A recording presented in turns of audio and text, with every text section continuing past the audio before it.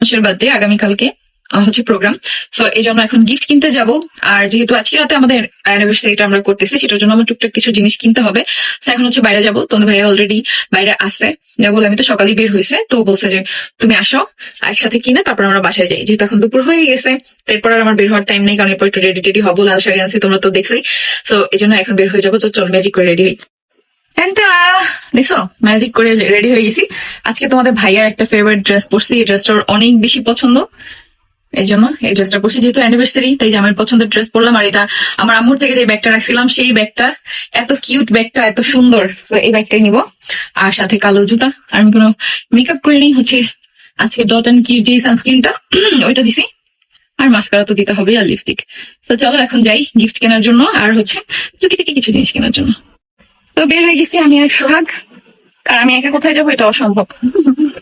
তো যাচ্ছি এই তোমাদের ভাইয়ের সাথে বিয়ে 4 বছরের মধ্যে আমার মনে হয় না আমি একা কখনো কোথাও গেছি। আমার সাথে কেউ না কেউ সবসময় থাকে, আর এটা তোমাদের ভাইয়ের নির্দেশ, কেউ না কেউ থাকবে। আমি একা যাবো না। সে মনে করে আমি ছোট, আমি কোথাও একা যেতে পারবো না, আমি একটা রিক্সাও ঠিক করতে পারবো না। মানে মনে হয় কি ওই সাথে পরিচয়ের আগের এত বছর আমি কিভাবে বড় হয়েছি, খালি ভাবে যে ও না থাকলে আমি কিভাবে চলবো, আমি কিভাবে সবকিছু ম্যানেজ করবো, কি করবো। যেমন আমার আইডি পাসওয়ার্ডটা পর্যন্ত হচ্ছে ওর কাছে, আমার নিজের কাছে আমার মনে থাকে না এগুলো। দেন আমার এটিএম এর হচ্ছে পিন, সবকিছু আমার হাজবেন্ডের কাছে। তো কালকে রাতে আমাকে বলতেছে আমি না কখনো না থাকলে তুমি কিভাবে সব ম্যানেজ করবা।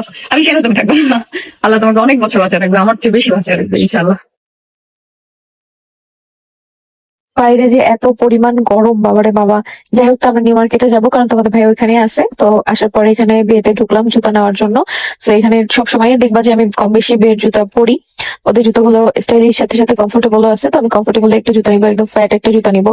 কারণ আমি উঁচু জুতা নিলেও এটা পড়তে আমার অনেক বেশি কষ্ট হয়, পড়াই হয় না।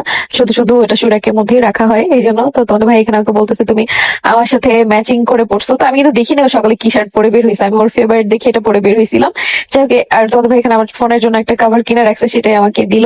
আর এখানে একটা কুটু ফ্যানের সাথে দেখা হয়ে গেছিল। যাই হোক, তো এখন আমরা যাচ্ছি হচ্ছে কিছু কেনাকাটা করার জন্য। তা আমাদের কিন্তু গিফট কেনা শেষ, সবকিছুই মোটামুটি কেনা ডান। তোমাদের ভাইয়ের জন্য একটা শার্ট নিলাম, আর হচ্ছে আমি একটু জুতা নিচ্ছি, বাসায় গিয়ে তোমাদের দেখাবো। আর এই কাভারটা তো দেখলেই, তোমাদের ভাইয়া আমাকে এনে দিল, নিয়ে আসছে আমার জন্য। কার্ড রাখা যায় পিছনে, এই জন্য আমি কার্ড নিতে ভুলে যাই কোথাও গেলে। পার্পেল থেকে তোমাদের ভাইয়ের জন্য একটা শার্ট নিচ্ছিলাম, আমাদের মেরুন কালার একটা শার্ট দরকার ছিল। তো এটা এখান থেকে হচ্ছে নিলাম, এখানের কালারটা আর কি তোমাদের ভাইয়ের পছন্দ হয়েছে। এখন আমরা চলে যাব বাসার দিকে, আর যাওয়ার সময় হচ্ছে কিছু জিনিস নিতে হবে। তো গাইস, আপনাদের কেনাকাটা শেষ, এখন একটু বাকি আছে।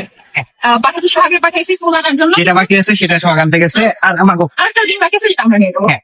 আর এখন আমরা বাসার দিকে রওনা দিচ্ছি। হ্যাঁ। যাই বাসায় যাওয়ার পরবর্তীতে গাইস বাসায় আসলাম, বাইরে এত গরম, বাসায় এসে শান্তি। ফ্যান এসে দুইটাই ছেড়ে